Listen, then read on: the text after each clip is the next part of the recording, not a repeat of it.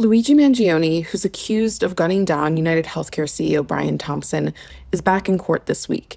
And the hearings largely focus on what kind of evidence is inadmissible in court. I was in court all day along with several dozen reporters, as well as around 24 members of the public, some of whom had been camping out outside the courthouse since Thursday night. And this is just a pretrial hearing. We are not in the actual trial yet. Mangione's defense team is trying to bar some pieces of evidence from being shown to juries, including the gun and a notebook that was recovered from him when he was arrested. And their argument is that he wasn't read his rights before they started questioning him, and they also searched his belongings without a warrant. During the hearing, press and members of the public saw video that had not been public before, including footage from the arrest at the McDonald's from a new angle, a 911 call that came in from the McDonald's manager, who said that several patrons had come up to her and pointed out Mangione, saying he was acting suspicious and that he resembled the New York City shooter. Some of the more contentious or interesting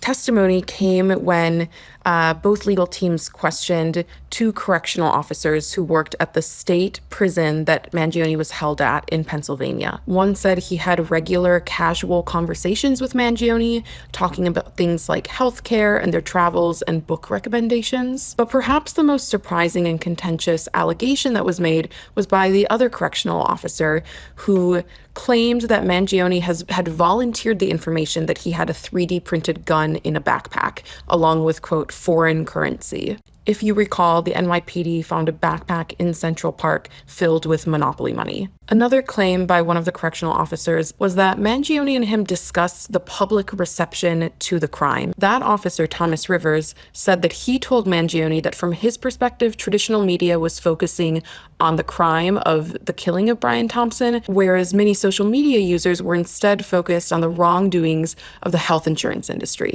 By the time I left the courthouse yesterday, around 5 or 5:15 p.m., there were already people outside in line to get into the courtroom tomorrow because the courthouse only allows a certain number of people from the public inside. His supporters really demand his right to a fair trial, as well as a presumption of innocence until and if he's found guilty. And this hearing, at least on the fair trial point, was perhaps a win for them. For one, Mangione was allowed to wear street clothes this time instead of his prison uniform, which he wore in September.